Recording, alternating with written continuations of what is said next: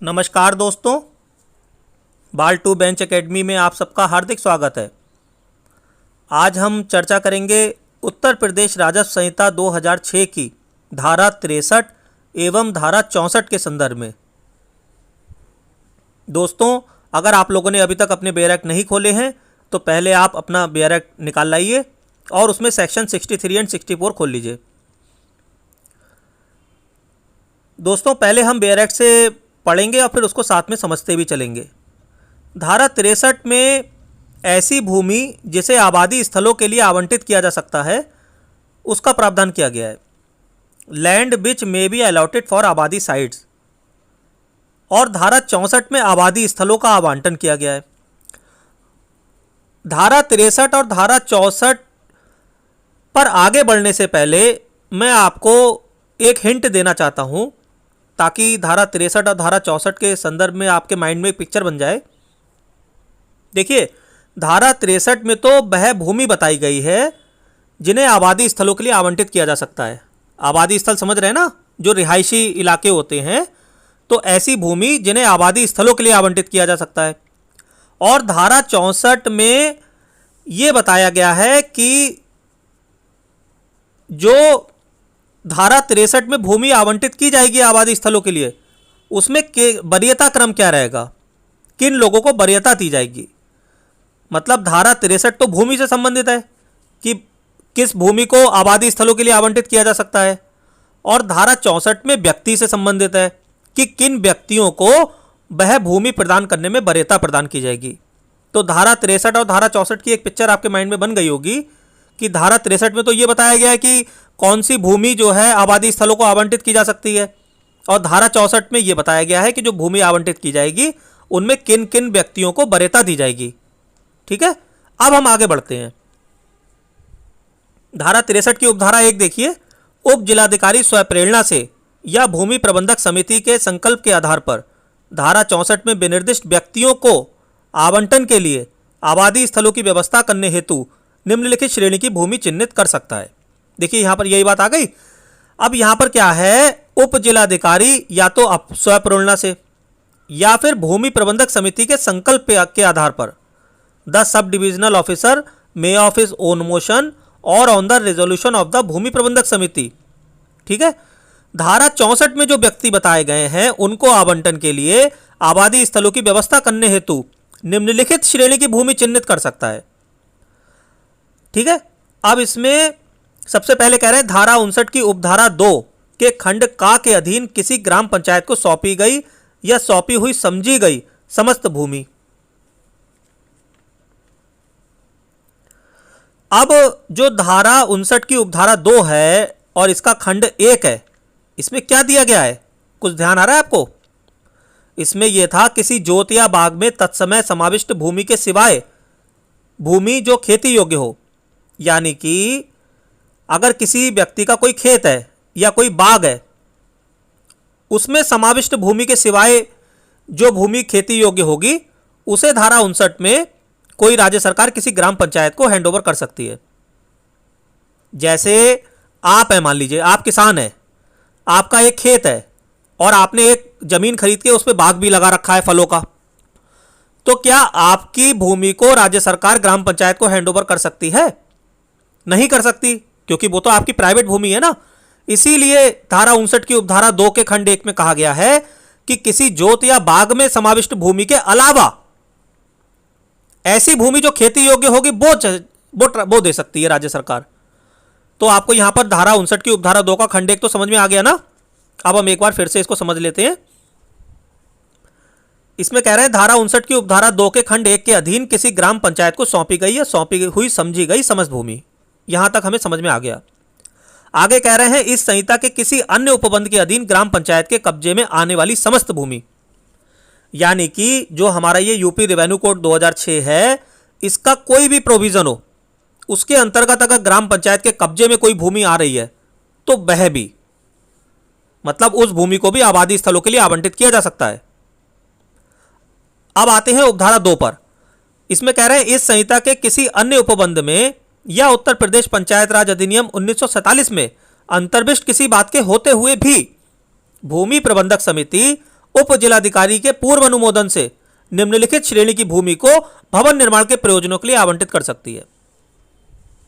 अब देखिए, आप जो धारा पढ़ रहे हैं 63, उसका टाइटल क्या दिया हुआ है? भूमि जो आबादी स्थलों के लिए आवंटित की जा सकती है। अब उपधारा 2 में ये कह रहे हैं कि आबादी स्थलों के लिए भवन निर्माण के प्रयोजनों के लिए आवंटित की जा सकती है। भाई, जहां आबादी होगी तो वहां रहने के लिए भवन तो चाहिए ही ना।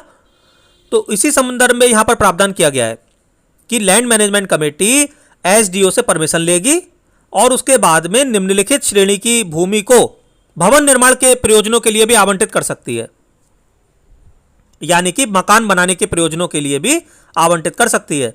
अब इसमें 3 कैटेगरी दी गई है। पहले में कह रहे हैं उपधारा 1 में निर्दिष्ट कोई रिक्त भूमि, any vacant land refer to in subsection 1। ठीक है, सबसेक्शन 1 आपने देखी। दूसरा है उत्तर प्रदेश जो चकबंदी अधिनियम 1953 के अधीन आबादी स्थलों के लिए चिन्हित कोई भूमि। तो जो हमारा जो चकबंदी अधिनियम है, अगर उसमें आबादी स्थलों के लिए चिन्हित कोई भूमि है, जो हमारा जो चकबंदी अधिनियम है, चकबंदी प्रक्रिया की जाती है, तो आबादी स्थलों के लिए अगर उसमें कोई चिन्हित कोई भूमि है तो उस पर भवन निर्माण किए जा सकते हैं। तो उसको भूमि प्रबंधक समिति एसडीओ की प्रायर परमिशन से आबादी भवन निर्माण के लिए आवंटित कर सकती है। अगला लास्ट वाला ये दे रहे हैं, भूमि अर्जन अधिनियम 1894 और भूमि अर्जन पुनर्वासन और पुनर्व्यवस्थापन में उचित प्रतिकर और पारदर्शिता का अधिकार अधिनियम 2013 के अधीन आबादी के लिए अर्जित कोई भूमि। यानी कि ये दोनों जो एक्ट हैं, इनमें अगर आबादी के लिए कोई भूमि अर्जित की गई है तो उसको भी भवन निर्माण के प्रयोजनों के लिए लैंड मैनेजमेंट कमेटी आवंटित कर सकती है। ये 2 एक्टों के नाम आप याद रखिएगा, द लैंड एक्विजिशन एक्ट 1894 और दूसरा है the right to fair compensation and transparency in land acquisition rehabilitation and resettlement act 2013। तो दोस्तों, धारा 63 आपको समझ में आई। धारा 63 में मैं फिर से आपको समराइज कर रहा हूं। धारा 63 में ऐसी भूमि बताई गई है जिन्हें आबादी स्थलों के लिए आवंटित किया जा सकता है। अब ये भूमि की जो कैटेगरी है ये बताई गई है इसमें कह रहे हैं कि उप जिलाधिकारी स्वप्रेरणा से या भूमि प्रबंधक समिति के संकल्प के आधार पर। धारा 64 में जो व्यक्ति बताए गए हैं उनको आवंटन के लिए आबादी स्थलों की व्यवस्था करने हेतु निम्नलिखित श्रेणी की भूमि चिन्हित कर सकता है। पहला बता रहे हैं धारा 59 की उपधारा 2 के खंड 1 के अधीन, वो मैंने आपको अभी समझा ही दिया था। फिर है इस संहिता के किसी भी अन्य उपबंध के अधीन। ठीक है, फिर भवन निर्माण वाली बात आई कि भूमि प्रबंधक समिति एसडीओ की परमिशन से भवन निर्माण के प्रयोजनों के लिए भी भूमि आवंटित कर सकती है। और इसमें 3 कैटेगरी हैं। उपधारा 1 में अगर कोई वेकेंट लैंड है तो, उपधारा 2 में अगर जो चकबंदी अधिनियम के अंतर्गत आबादी स्थलों के लिए कोई भूमि चिन्हित की गई थी तो वो, जब आबादी स्थलों के लिए कोई भूमि चिन्हित पहले से की जा चुकी है तो उसे अलॉट कर देंगे, उसमें कोई प्रॉब्लम नहीं है। और ऐसे ही यहाँ पर 2 एक्ट बताए गए, लैंड एक्विजिशन एक्ट 1894 और सेकंड है the right to fair compensation and transparency in land acquisition rehabilitation and resettlement act 2013। इनमें अगर आबादी के लिए अर्जित कोई भूमि है, यानी कि आबादी के लिए अगर कोई भूमि अर्जित है तो उसको भी लैंड मैनेजमेंट कमेटी भवन निर्माण के प्रयोजनों के लिए आवंटित कर सकती है। आगे आते हैं धारा 64 पर। धारा 64 में वरीयता क्रम के बारे में प्रावधान किया गया है कि किन किन व्यक्तियों को धारा 63 वाली भूमि आवंटित की जाएगी। इसे पढ़ लेते हैं बैरक से पहले।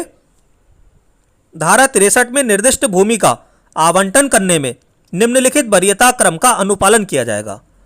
मतलब धारा 63 में जो भूमि हमने पढ़ी कैटेगरीज, उसका आवंटन करने में जो नीचे 3 कैटेगरी बताई गई हैं, ऐसे लोगों को वरीयता दी जाएगी, प्रेफरेंस दिया जाएगा।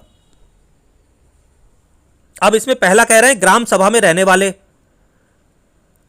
और अनुसूचित जाति या अनुसूचित जनजाति या अन्य पिछड़े वर्गों या राज्य सरकार द्वारा यथा निर्धारित गरीबी रेखा के नीचे रहने वाले सामान्य वर्ग के व्यक्तियों से संबंधित कोई कृषि श्रमिक या कोई ग्रामीण कारीगर।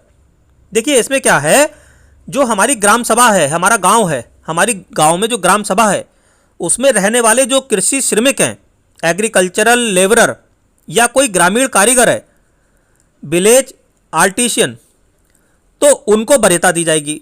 इनके अलावा जो एससी कैटेगरी, एसटी और ओबीसी या कोई राज्य सरकार द्वारा अवधारित गरीबी रेखा से नीचे रह रहा है कोई जनरल कैटेगरी का, मतलब एससी आ गए, एसटी आ गए, ओबीसी आ गए, और जनरल में कौन आएंगे? जो गरीबी रेखा से नीचे रहने वाले हैं। अगर कोई कृषि श्रमिक या कोई ग्रामीण कारीगर इनमें से है, यानी कि एससी का कोई कृषि श्रमिक कोई ग्रामीण कारीगर, एसटी का कोई कृषि श्रमिक कोई ग्रामीण कारीगर, ओबीसी का कोई कृषि श्रमिक कोई ग्रामीण कारीगर, जनरल का गरीबी रेखा से नीचे रहने वाला अगर कोई कृषि श्रमिक है या कोई ग्रामीण कारीगर, ठीक है, तो उनको वरीयता दी जाएगी। अब आप कृषि श्रमिक समझ रहे हैं? जो खेतों में लेबर है, जो लेबर का काम करते हैं, या कोई गांव में कोई कारीगर का काम कर रहे हैं, जैसे कोई भी कारीगरी होती है, हस्तशिल्प वगैरह होती है, और तरह तरह की कलाएं होती हैं, तो ये लोग आप जानते हैं कितनी गरीबी की अवस्था में रहते हैं और कितना दिक्कत में रहते हैं। इनके पास तो बस रोजी रोटी जुटा लें यही बहुत होता है। इसीलिए इनको वरीयता दी जा रही है यहाँ पे कि हम जब आबादी स्थल का आवंटन करेंगे तो आपको वरीयता देंगे। ठीक है, अब सेकंड पे आते हैं। ग्राम सभा में रहने वाला कोई अन्य कृषि श्रमिक या कोई ग्रामीण कारीगर। तो पहले वाले में तो इन्होंने ग्राम सभा में रहने वाले एससी, एसटी, ओबीसी और गरीबी रेखा के नीचे रहने वाले जनरल के जो लोग हैं उनका कहा। सेकंड वाले में कह दिया फिर ग्राम सभा में रहने वाले अन्य जो कृषि श्रमिक और ग्रामीण कारीगर हैं वो भी हैं, लेकिन वो सेकंड नंबर पे है। अब थर्ड पे आते हैं। ग्राम सभा में रहने वाले और अनुसूचित जाति या अनुसूचित जनजाति या अन्य पिछड़े वर्गों या राज्य सरकार द्वारा यथा निर्धारित गरीबी रेखा के नीचे रहने वाले सामान्य श्रेणी से संबंधित कोई व्यक्ति। ठीक है, परंतु उसी श्रेणी के अंतर्गत विधवा और शारीरिक रूप से विकलांग व्यक्तियों को अधिमान दिया जाएगा। यानी कि उसी श्रेणी के अंतर्गत अगर कोई विडो है या कोई फिजिकली हैंडीकैप्ड है तो उसको प्रेफरेंस दिया जाएगा। Preference will be given to widow and physically handicapped person within same category. ठीक है, अब आगे स्पष्टीकरण है। इसमें पहला और दूसरा स्पष्टीकरण तो कोई इंपॉर्टेंट नहीं है, लेकिन इसके आगे जो 2 नंबर का है इसे पढ़िएगा। इस धारा के अधीन आवंटन करने में ऐसे व्यक्ति को अधिमान दिया जाएगा जिसके पास उसके परिवार की आवश्यकताओं को दृष्टिगत रखते हुए या तो कोई भवन ना हो या आवास अपर्याप्त हो। In making an allotment under this section preference shall be given to a person who either holds no house और has sufficient accommodation considering the requirement of the family. मतलब कोई व्यक्ति ऐसा है जिसके पास कोई रहने के लिए भवन नहीं है, उसे प्रेफरेंस दिया जाएगा, या भवन है लेकिन वो इनसफिशिएंट है। ठीक है, तो ऐसे लोगों को प्रेफरेंस दिया जाएगा। और इसके बाद में जो परंतुक है, 3 में जो परंतुक दिया हुआ है वो देख लीजिए। परंतु यह कि यदि आवंटी विवाहित व्यक्ति है और उसकी पत्नी जीवित है तो वह इस प्रकार आवंटित भूमि में बराबर हिस्से की सह आवंटी होगी। कि अलॉटमेंट जिसको किया गया वो मैरिड है और उसकी पत्नी जिंदा है, मतलब जिस व्यक्ति को अलॉटमेंट किया जा रहा है वो मैरिड है और उसकी पत्नी जीवित है, तो क्या होगा कि जो अलॉटेड लैंड है उसमें बराबर हिस्से की वो सह आवंटी होगी।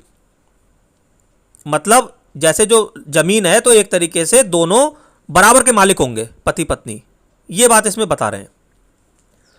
तो दोस्तों मैं आशा करता हूं कि आपको धारा 63 और धारा 64 पूरी तरह से समझ में आ गई होगी।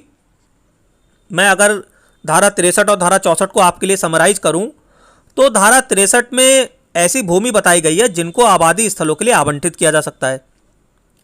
अब वो भूमि की कैटेगरीज इन्होंने बताई हैं कि अगर कोई धारा 59 की उपधारा 2 के खंड 1 के अधीन कोई ग्राम पंचायत को सौंपी भूमि है, या फिर यूपी रेवेन्यू कोड के किसी भी प्रोविजन के अंतर्गत ग्राम पंचायत के कब्जे में कोई भूमि आई है, तो उनको जो है आबादी स्थलों के लिए आवंटित किया जा सकता है। और एक इन्होंने उपधारा 2 में यह बताया कि अगर भवन निर्माण के लिए आवंटित करना है तो भूमि प्रबंधक समिति भवन निर्माण के प्रयोजनों के लिए भी आवंटित कर सकती है, लेकिन उसके लिए प्रायर परमिशन लेगी एसडीओ से। और इसमें उन्होंने 3 कैटेगरी बताई हैं। एक तो बताई उपधारा 1 के अंतर्गत कोई वेकेंट लैंड है, दूसरे में जो चकबंदी अधिनियम के अंतर्गत अगर कोई भूमि चिन्हित की गई है आबादी स्थल के पर्पज से तो वो, और तीसरा भूमि अर्जन अधिनियम 1894 और भूमि अर्जन पुनर्वासन और पुनर्व्यवस्थान में उचित प्रतिकर और पारदर्शिता का अधिकार अधिनियम 2013, इनके अंतर्गत अगर आबादी के लिए कोई भूमि अर्जित की गई है तो वो। अब आते हैं धारा 64 पे। धारा 64 में आबादी स्थलों का आवंटन का प्रावधान किया गया है कि धारा 63 में जो भूमि आवंटित की जा रही है उसमें किन किन लोगों को वरीयता दी जाएगी। इसमें इन्होंने 3 कैटेगरी बताई हैं कि ग्राम सभा में रहने वाला और एससी, एसटी, ओबीसी या जनरल का गरीबी रेखा से नीचे रहने वाला कोई एग्रीकल्चरल लेबरर या कोई विलेज आर्टिसन, कोई कृषि श्रमिक या कोई ग्रामीण कारीगर। और दूसरे में ग्राम सभा में रहने वाला कोई अन्य कृषि श्रमिक या कोई ग्रामीण कारीगर। और तीसरी कैटेगरी में इन्होंने बताया ग्राम सभा में रहने वाले और SC ST OBC और गरीबी रेखा से नीचे रहने वाले सामान्य श्रेणी से संबंधित जो व्यक्ति हैं उनमें विधवा और शारीरिक रूप से विकलांग व्यक्तियों को अधिमान दिया जाएगा। ये पॉइंट बहुत इंपॉर्टेंट है, ठीक है। उसके बाद में इन्होंने आगे नंबर 2 में आपको बताया था मैंने कि अगर कोई किसी व्यक्ति के पास कोई भवन नहीं है या भवन है वो इनसफिशिएंट है तो ऐसे व्यक्तियों को वरीयता दी जाएगी, उन्हें प्रेफरेंस दिया जाएगा। और जब किसी को आवंटित की जाती है, अगर वह व्यक्ति मैरिड है और उसकी पत्नी जीवित है तो आवंटित भूमि में वह बराबर हिस्से की सह आवंटी होगी। तो दोस्तों मैं आशा करता हूं कि आपको आज का विषय पूरी तरह से समझ में आ गया होगा। अगर अब भी आपको कहीं कोई डाउट हो तो आप कृपया करके वीडियो को दोबारा सुनिएगा और बेयरट को अपने सामने रखिएगा। अगर आपको मेरा प्रयास, मेरी मेहनत अच्छी लग रही हो तो मेरे वीडियो को लाइक कीजिएगा और चैनल को सब्सक्राइब अवश्य कीजिएगा तथा आप इन वीडियोस को अपने मित्रों से भी शेयर कर सकते हैं। धन्यवाद।